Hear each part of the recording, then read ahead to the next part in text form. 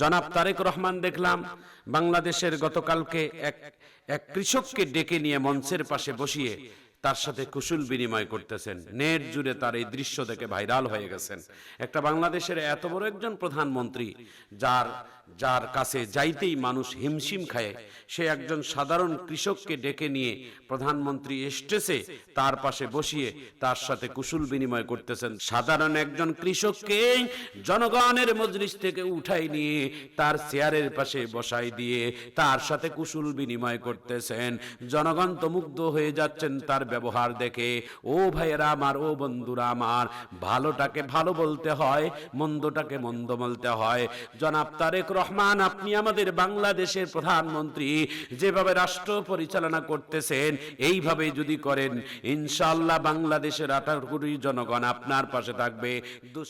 আলহামদুলিল্লাহ, আমার মনটা কেন যেন বলে যে বাংলাদেশ থেকে হয়তো আল্লাহ তাআলা চাইলে হয়তো আর একটা শান্তিতে নোবেল বিজয়ী পাওয়ার যোগ্যতা একটা মানুষ তৈরি হয়ে গেছে। তিনি বাংলাদেশের জনপ্রিয়তা সরকার জনাব তারেক রহমান। জনাব তারেক রহমান দেখলাম বাংলাদেশের গতকালকে এক কৃষককে ডেকে নিয়ে মঞ্চের পাশে বসিয়ে তার সাথে কুশল বিনিময় করতেছেন। নেট জুড়ে তার এই দৃশ্য দেখে ভাইরাল হয়ে গেছেন।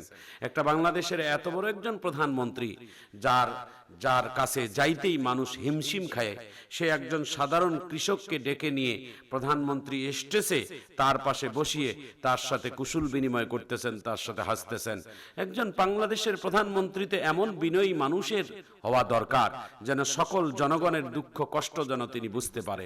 একজন জনগণ, একটা সরকার, যে একটা তাদের দূরত্ব যেন না থাকে।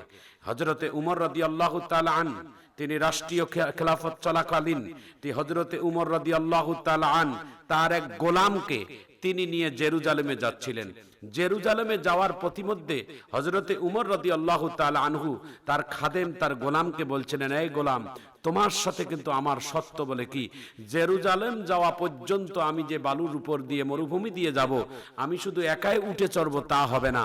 এই উটের এই রাস্তাটার হাফ রাস্তা আমি টানবো রশি ধরে, তুমি চড়বা, আর আমি চড়বো, তুমি টানবা। এটাই ইসলাম। ইসলাম এটাকে ইনসাফের বিচার বলে।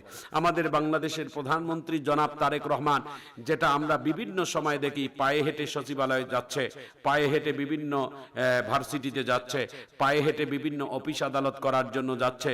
বিভিন্ন সময় দেখি তিনি মাটি খনন করতেছে, সাধারণ কৃষককে ডেকে নিচ্ছে, সাধারণ ছাত্রদের কাছে প্রাইমারি স্কুলে যাচ্ছে। বিভিন্ন সময় বিভিন্ন মাধ্যম দেখি। কেন যেন মনে হয় বাংলাদেশের এই জনপ্রিয়তা সরকার জনাব তারেক রহমানকে আল্লাহ তাআলা হয়তোবা আল্লাহ কবুল করতে পারে। আমার মন বলে যে বাংলাদেশের ডক্টর ইউনূস যেমন শান্তিতে বিজয় নোবেল পেয়েছেন, আমার মনে হয় বাংলাদেশের সরকার তারেক রহমান হয়তো তিনি নোবেল বিজয়ী পাওয়ার একটা যোগ্যতা মানুষ হয়ে উঠতেছেন।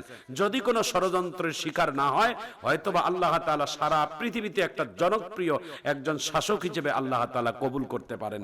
প্রিয় ভাইরা আমার, প্রিয় বন্ধুরা আমার, যার ভিতরে অহংকার থাকবে তাকে দিয়ে দুনিয়ার কোনো কাজ হবে না, আর যার ভিতরে বিনয় থাকবে আল্লাহ তাআলা তাকে দিয়ে সব কাজ করাবেন। হযরতে উমর রাদিয়াল্লাহু তাআলা আন, তিনি রাষ্ট্রীয় শাসক ছিলেন। হযরতে উমর রাদিয়াল্লাহু তাআলা আন, তিনি যখন অনেক সময় রাষ্ট্রের মধ্যে রাত্রের বেলা পাহারা দিয়ে বেড়াইতেন, তো তিনি সাধারণ জনগণের পোশাক পরিধান করে তিনি রাষ্ট্রের মধ্যে পাহারা দিতেন। তিনি এত সিম্পল একজন মানুষ ছিলেন হযরতে উমর রাদিয়াল্লাহু তাআলা আন, যে এত সিম্পল একজন মানুষ ছিলেন, অথবা অর্ধ পৃথিবীকে তিনি হাতের ইশারায় তিনি গোটা পৃথিবীর অর্ধ পৃথিবীকে পরিচালনা করেছেন। হযরতে উমর রাদিয়াল্লাহু তাআলা আন, তিনি কেমন একজন শাসক ছিলেন, তার জীবন থেকে আমরা সেই শিক্ষাগুলো তো নিতে পারি। আজকে আমরা অহংকার করি, আমরা তাকাব্বুরি করি। কিসের অহংকার করেন বলেন তো? আপনি যদি মারা যান, আপনি যদি মারা যান, আপনার যে কাফনের কাপড়, আমি মারা গেলে সেই কাফনের কাপড়। আপনি মারা গেলে আপনার যে 3.5 হাত কবর, আমারও 3.5 হাত কবর। আপনি মারা গেলে জয় তাকবীরে জানাজা নামাজ, আমি মারা গেলেও তয় তাকবীরে জানাজা নামাজ। তাহলে এত ডিস্টেন্স কেন, এত তফাৎ কেন, এত অহংকার কেন, এত হমকে কেন? এই দুনিয়াতে অহংকার যারা করে তারা কোনোদিন টিকে না। অহংকারী বাদশা শাসকেরা যারা করেছে, তাদেরকে আল্লাহ তাআলা এই দুনিয়াতে রাখেননি, তাদেরকে আল্লাহ তাআলা মাটির সাথে মিশিয়ে দিয়েছেন। সাদ্দাত পৃথিবীতে একজন বড় অহমিকা শাসক ছিলেন, যিনি এত টাকা পয়সার এত ক্ষমতার মালিক ছিলেন সাদ্দাত, আল্লাহর জান্নাতে যাবে না বলে নিজের জান্নাত তৈরি করেছেন, নিজের জান্নাত বানিয়েছেন। আল্লাহর জান্নাতের সাথে মিল রেখে রেখে আল্লাহর জান্নাতে যা যা আছে সেগুলোকে বানার চেষ্টা করেছেন। আল্লাহর জান্নাতে সারাবান তহুর আছে, সেখানে সারাবান তহুরার নহর বানিয়েছেন। আল্লাহর জান্নাতের হুর গেলান আছে, পৃথিবীর সমস্ত সুন্দরী নারীদেরকে বাছাই করে নিয়ে এসে জান্নাতের ভিতরে রাখছেন হুর গেলানদেরকে রাখার জন্য। এরকম সবকিছু সাজসজ্জা করে কোটি কোটি টাকা খরচ করে জান্নাত বানিয়েছেন সাদ্দাত, যে আল্লাহর জান্নাতে যাবে না। কত বড় অহংকারী শাসক ছিলেন। আল্লাহ তাআলা তাকে মিনিশেই আল্লাহ তাআলা ধ্বংস করে দিয়েছেন। সাদ্দাত এই জান্নাত যেদিন ঢুকবেন, এই জান্নাত যেদিন প্রবেশ করবেন, আল্লাহ তাআলা ওই জান্নাতের গেটের মধ্যে আজরাইলকে বসায় রাখছেন। আজরাইল, তুমি বসে থাকো, তুমি এখানে বসবা, তবে আজরাইলের সুরত নিয়ে নয়, মানুষের সুরত নিয়েই তুমি এখানে বসবা। হযরতে আজরাইল আলাইহিস সালাতুস সালাম মানুষের সুরত নিয়ে জান্নাতের গেটে অপেক্ষামান, জান্নাতের গেটে দাঁড়িয়ে আছে। হযরতে আজরাইল আলাইহিস সালাতুস সালাম মানুষের গেটে নিয়ে আসে। সাদ্দাত গোটা দেশের সাধারণ মানুষদেরকে জানিয়ে দিয়ে আজকে নিজের বানানো জান্নাতের ভিতরে যখন প্রবেশ করবেন, আনন্দ উৎসব নিয়ে যখন প্রবেশ করবেন, এমন সময় পিছন দিক থেকে একজন ব্যক্তি আস্তে করে সাদ্দাতকে বলে, এই সাদ্দাত। সাদ্দাতের অন্তরটা কেঁপে উঠল, কারণ আজরাইল যদি কখনো কারো জান কবজ করে, সেই সময়টা ওই ব্যক্তিটার অন্তরটা কেঁপে ওঠে। কারণ 7 আসমানের উপর থেকে আজরাইল একটা ডাক দেয়, যার মৃত্যুবরণ হয় তাকে ওখান থেকে একটা ডাক দেয়। ওই ডাকের আওয়াজটা তার অন্তরটার মধ্যে একটা টাস করে শব্দ হয়ে যায়, তখনই তার অবস্থাটা খারাপ হয়ে যায়। ভাইয়েরা আমার, বন্ধুরা আমার, আজরাইল আলাইহিস সালাতুস সালামের কত বড় শক্তি দেখেন। হযরতে ইসরাফিল আলাইহিস সালাতুস সালাম একটা সিংহায় ফু দিবেন, এক ফুতে গোটা আসমান, জমিন, আরশ, কুরসি, লৌহ, কলম, পাহাড়, পর্বত, নদ, নদী, দালান কোটা সব তুলার মতো উড়বে।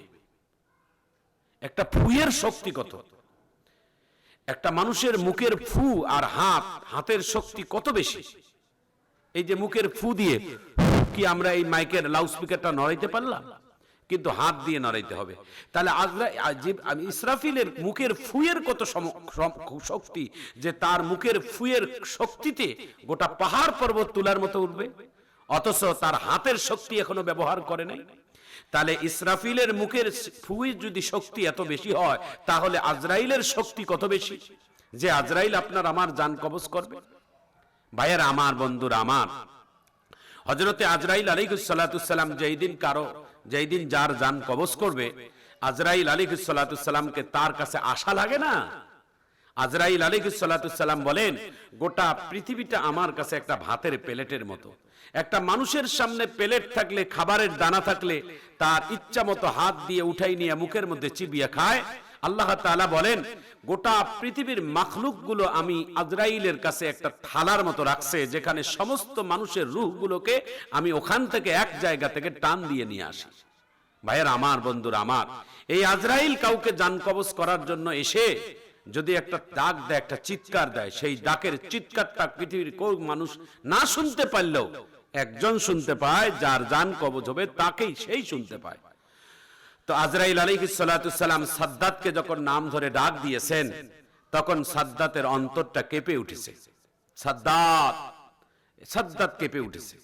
সাদ্দাত বলে, আজকের এই শুভ দিনে আমাকে কে এইভাবে ডাক দেয়? এই ডাকের মধ্যে অনেক ভয়ঙ্কর সুর শোনা যায়, আওয়াজ শোনা যায়, ধবনি শোনা যায়। কে সেই লোক? কিন্তু সাদ্দাত পিছনের দিকে তাকিয়ে দেখে এক ভিক্ষুক পেশে লোক, তিনি দাঁড়িয়ে আছে। কে আপনি? বলে, আপনার সাথে আমার কিছু কথা আছে। সাদ্দাত ডাক দিয়ে বলে, কি কথা?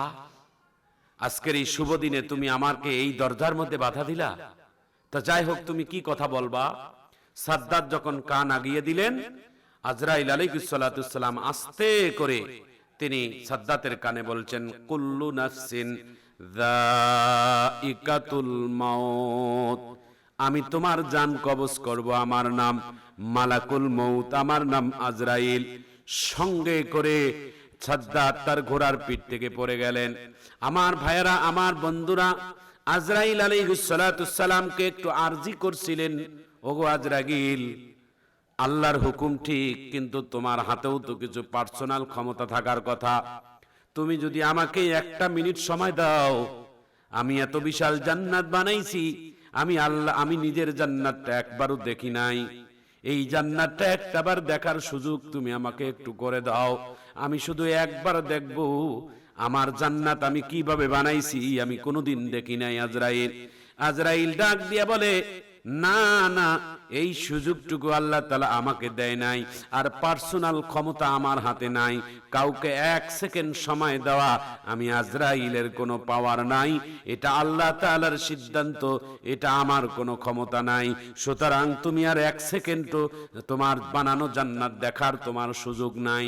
ভাইয়েরা আমার, বন্ধুরা আমার, যেই সাদ্দাতে নিজের জান্নাত বানিয়ে যাওয়া তো দূরের কথা, একটা সেকেন্ডও দেখার মতো যে আল্লাহ সুযোগ দেয় না, ও ভাইয়েরা আমার, বন্ধুরা আমার, ওই ক্ষমতার চেয়ারে বসে যে দাপট অহংকার যারা দেখায়, যারা জনগণের উপর অবিচার জানাও, জনগণের উপর অবিচার করে, যারা জনগণের উপর অত্যাচার করে, ওই শাসকদেরকে সাদ্দাতের কাছ থেকে শিক্ষা নেওয়া দরকার।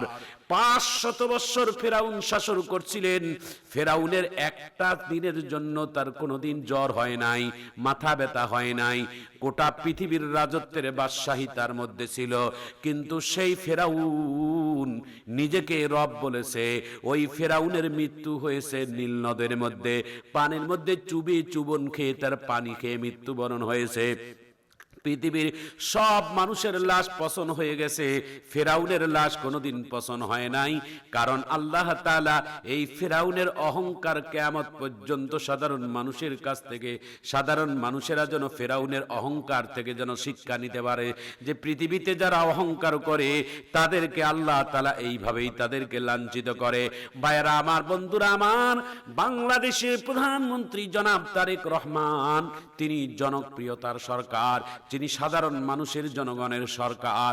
তার মা ছিলেন এই বাংলাদেশের তিনবারের সাবেক প্রধানমন্ত্রী, তার বাবাই ছিলেন বাংলাদেশের একজন সফল রাষ্ট্রপতি। যোগ্য পিতার যোগ্য মায়ের যোগ্য সন্তান জনাব তারেক রহমান, তিনি যেন বাংলাদেশের যেন সুপারিশের জোয়ারে ভাসতেছে। এত জনপ্রিয়তা আল্লাহ তাআলা তাকে দিচ্ছে। সাধারণ জনগণকে একটা দেখলাম, সাধারণ একজন কৃষককে জনগণের মজলিস থেকে উঠাই নিয়ে তার চেয়ারের পাশে বসাই দিয়ে তার সাথে কুশল বিনিময় করতেছেন। জনগণ তো মুগ্ধ হয়ে যাচ্ছেন তার ব্যবহার দেখে। ও ভাইয়েরা আমার, ও বন্ধুরা আমার, ভালোটাকে ভালো বলতে হয়, মন্দটাকে মন্দ বলতে হয়। জনাব তারেক রহমান, আপনি আমাদের বাংলাদেশের প্রধানমন্ত্রী, যেভাবে রাষ্ট্র পরিচালনা করতেছেন এইভাবে যদি করেন, ইনশাআল্লাহ বাংলাদেশের 18 কোটি জনগণ আপনার পাশে থাকবে, দুশ্মনেরাও আপনার বন্ধু হয়ে যাবে, আপনার দুশ্মনগুলো আপনার বন্ধুত্বে পরিণত হয়ে যাবে। আপনার বিরুদ্ধে সারাদিন দুশ্মনী বলে বলে করে করে তারা যখন হেপসি যাবে, তারা যখন ক্লান্ত হয়ে যাবে, দিন শেষে আপনাকে সমর্থন করতে বাধ্য হবে।